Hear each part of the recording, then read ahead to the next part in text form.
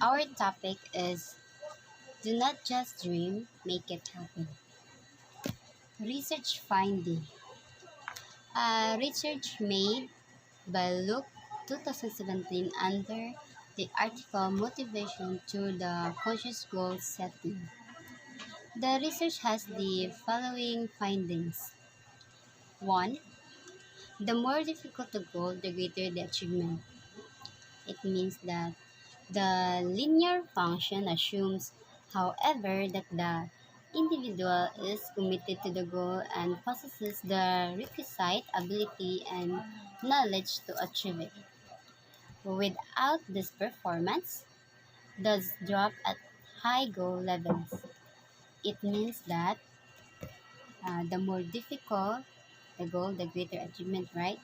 It means if you're going to set a goal, you will definitely um, you will definitely receive the achievement you will assume.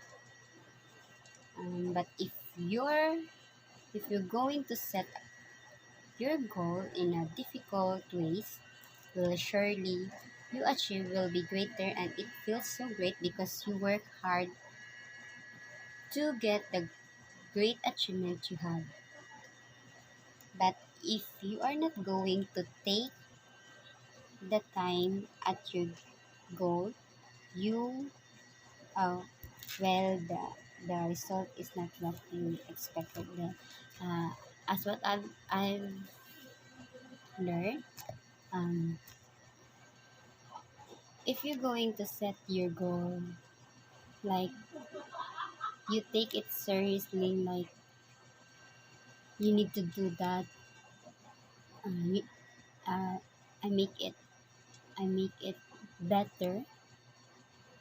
Well, the achievement you get is what you deserve. Like if you work hard on your goal,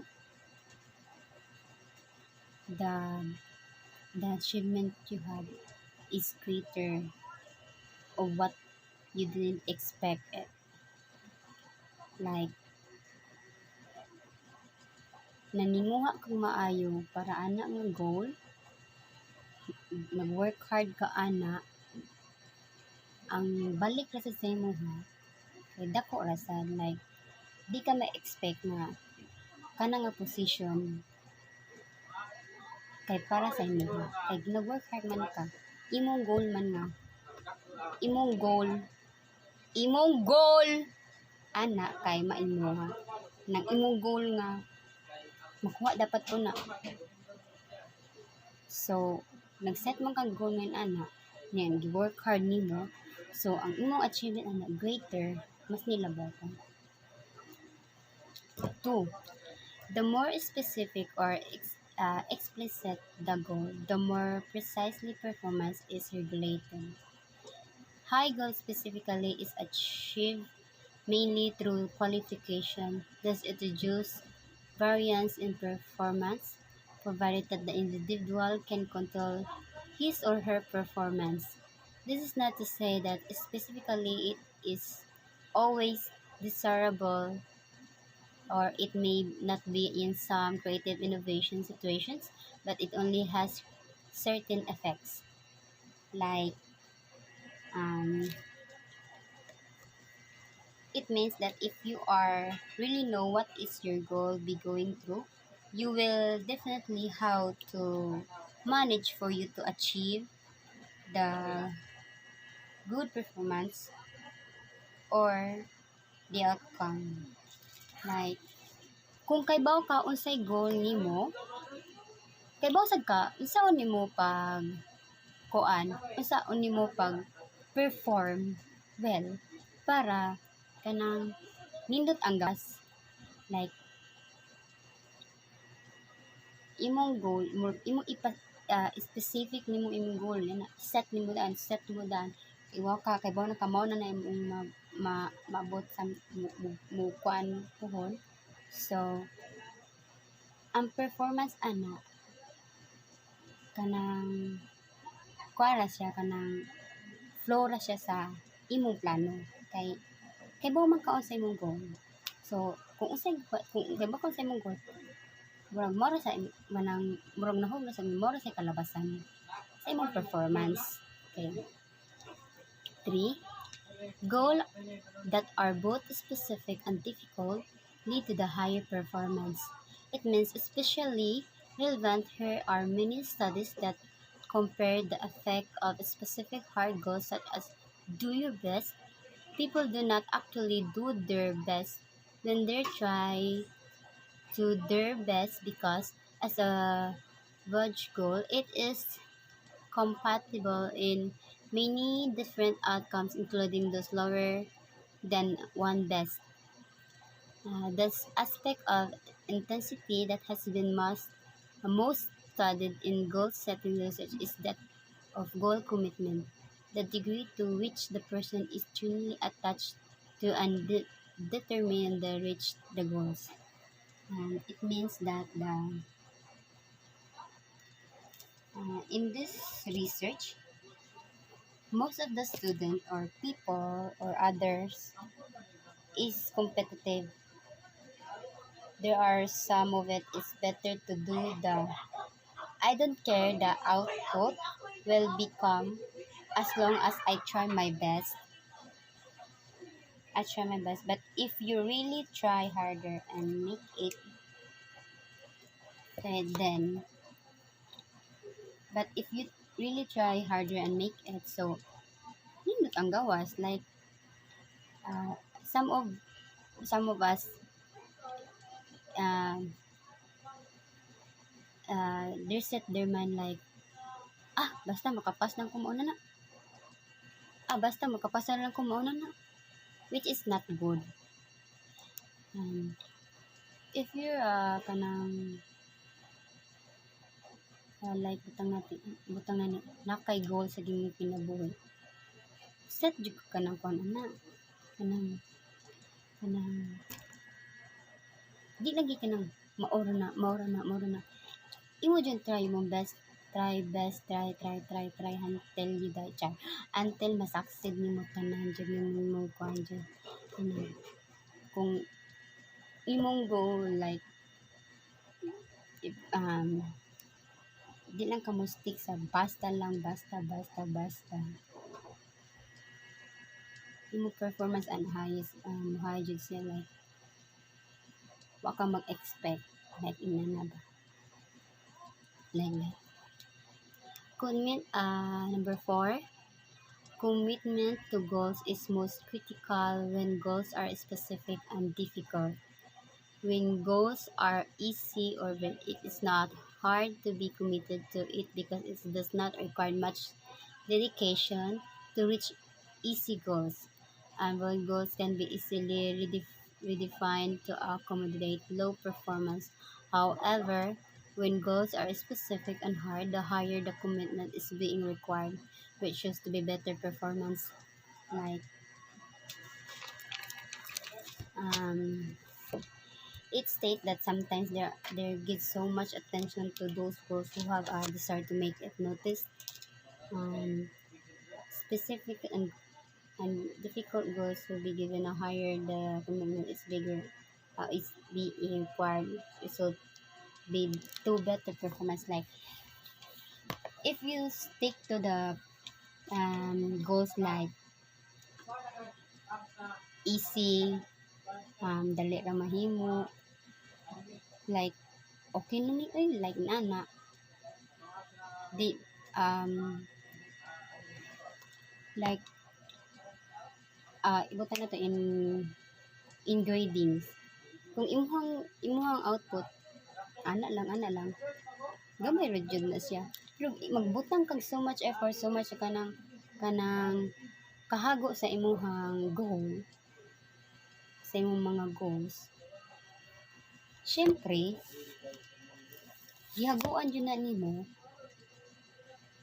ang makuan jud na siya kanang ang commitment anang butang na to mapansin jud imuhang goal like kay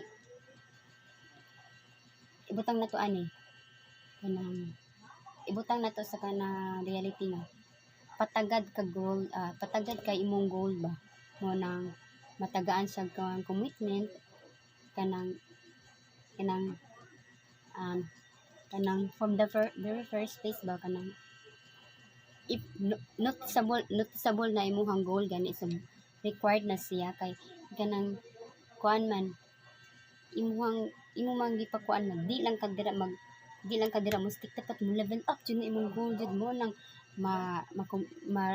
kuanan jud siya higher commitment and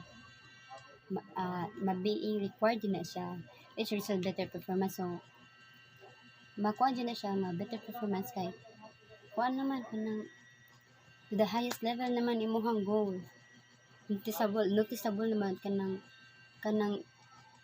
noticeable na imong goal ba so dili na kanang kuan imong goal gani dili lang dira nga stick man dira kana magkataas-taas imong goal so good performance. 5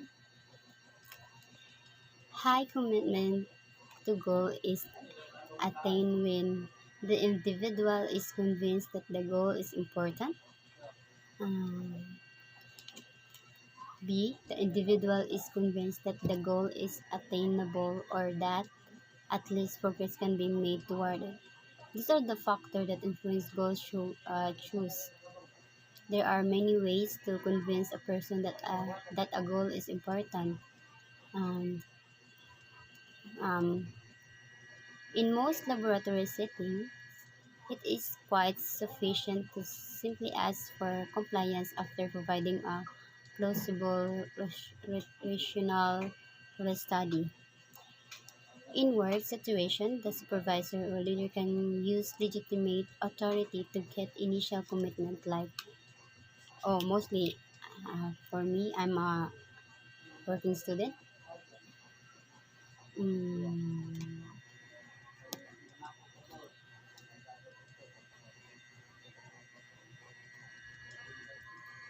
me, I'm a working student.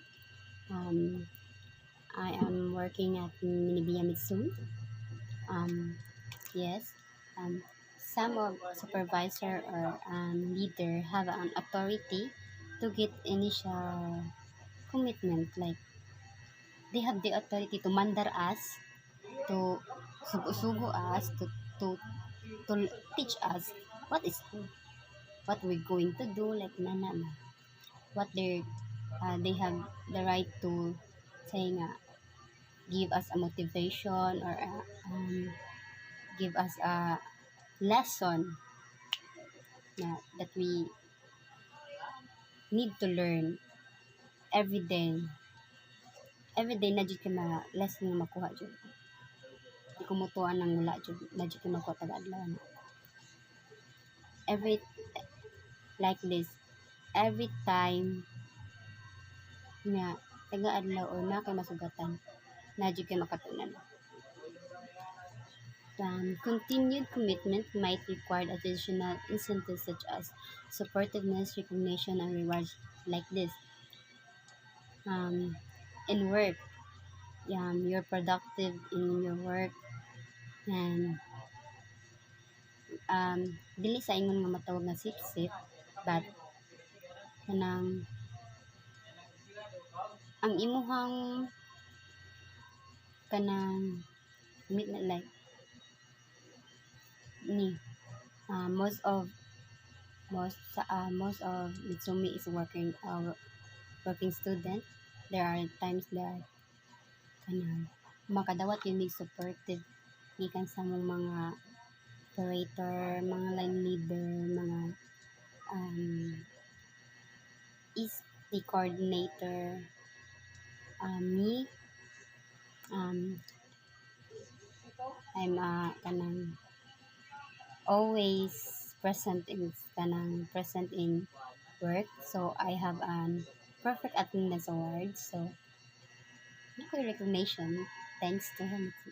Thanks to God. Good health. Financial incentives may facilitate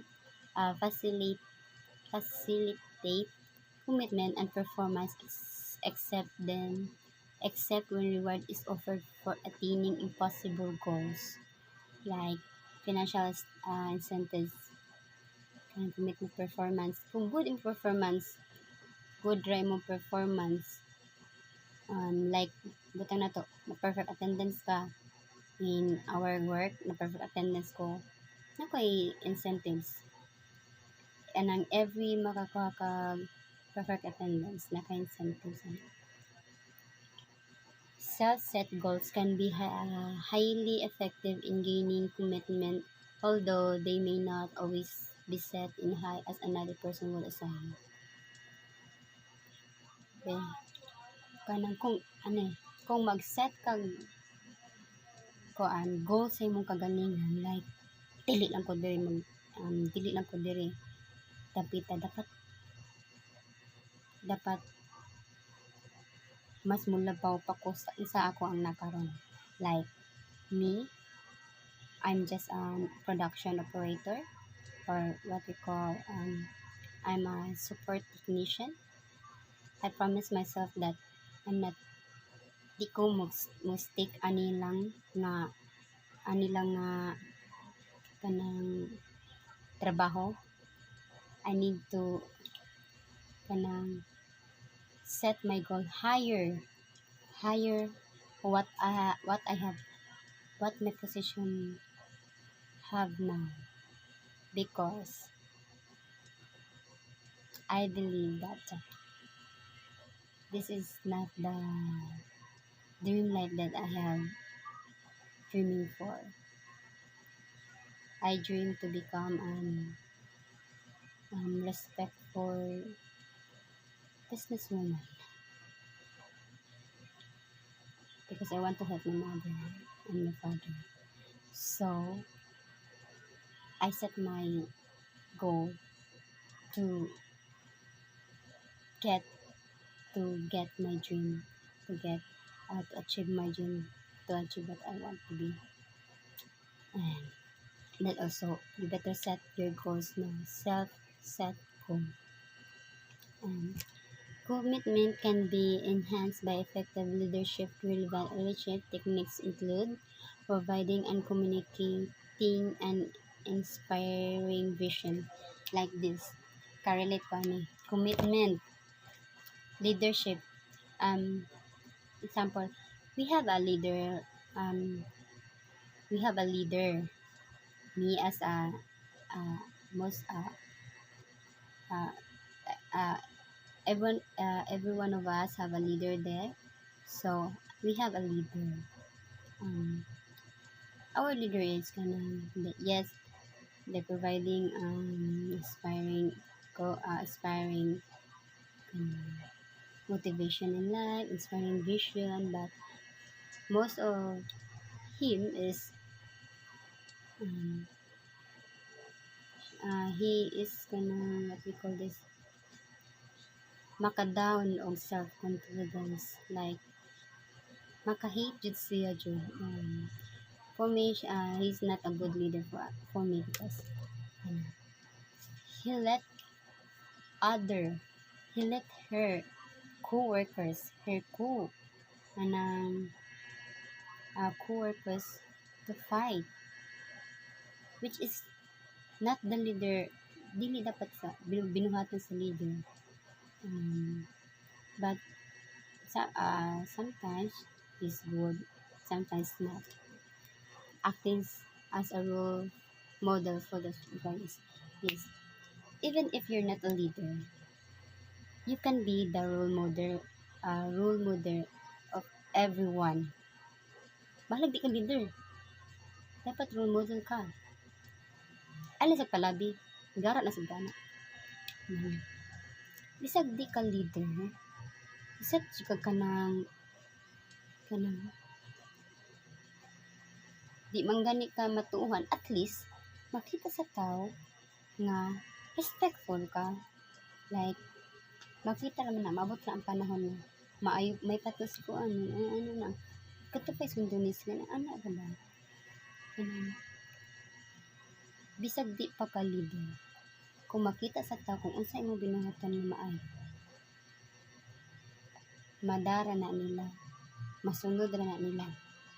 Dili magpaman sa karon, pero mabuhat ka na pohon. I believe in pohon. Expecting outstanding performance, like, oh, some of leaders mag-expect yun sila of high performance, like labi nagnaanda na nila, like me, my leader expect me too much nga di ko malay, but I failed her. I late 4 times, so her expectation to me was down. Then, well, it's not my fault nga nag-set siya outstanding expectation performance from me. Wait, so expect siya outstanding high performance to me, but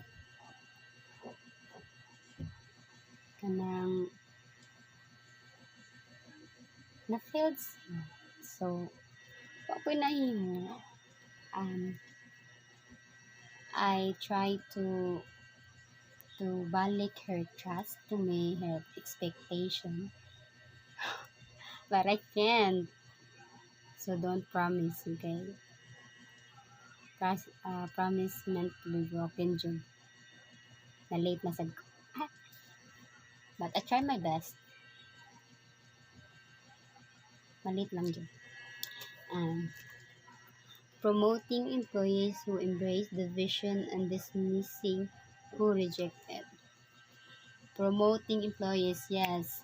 If in our if your performance is good, yeah,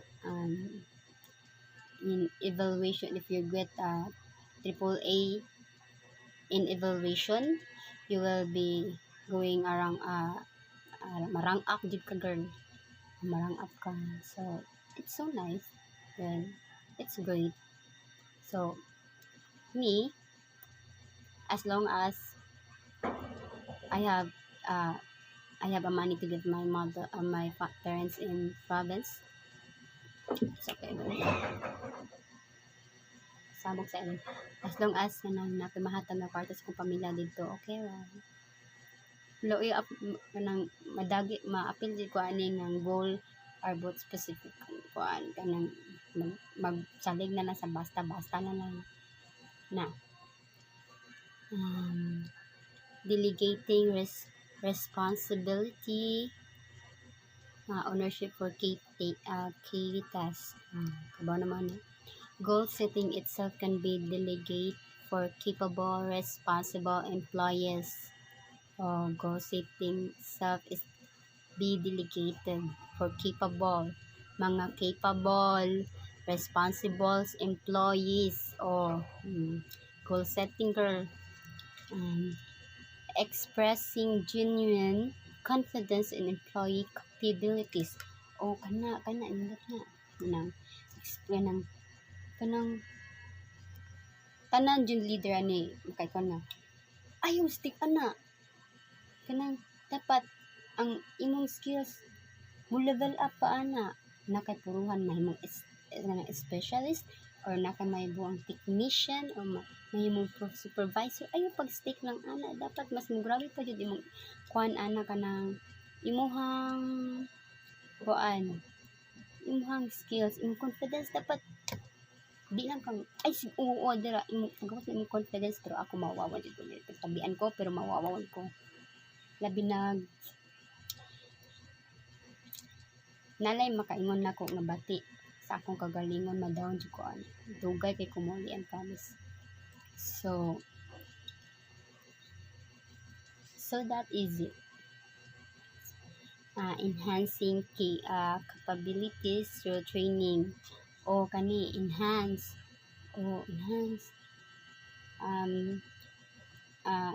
in our company, di lang kay kana nga kanang skills ang amo ang makatunan, kinahanglan pa jud nimo level up. So i-train jud mi mayo, i-train og mayo train to minor to major hanto sa major MBD major machine breakdown na jud na. So ana jud na siya. Ang amo ang skills magkaanam jud kataas. So kanang ang among capabilities nga makaayo is magkaanam og kadako. So kanang it means ang amo ang machine efficiency is magkaanam kataas kay di naman ni magkinahanglan pagkanakon kay bawo naman ni unsaon pag-ayo anang minor major yung mga MBD nga lisod na jud kay ayohon. Pero kanang lisod na kay nga di na jud makayo sa among powers, specialist na jud among kinahanglanan, manawag na jud special sa among makatabang. Okay. Asking for commitment in public. Commitment in public, unsaon man asking for commitment in public, sabotable na guys. Efficacy is referred to task-specific confidence and is a key component of Bandura's 1986 social cognitive theory. Bandura showed that self-efficacy referred to above in organizational settings in active mastery can be assured by providing people with needed experience and training, also by selecting people based on their skills and abilities. Persuasions may include not only verbal expression of confidence but also giving people information regarding what task strategies to use. The effects of role model on the persons observing the model. So, guys, ay lang jud mo maulang ni don't set your mind like dira ra ka kuto. Ayaw himuan lang nga damgo.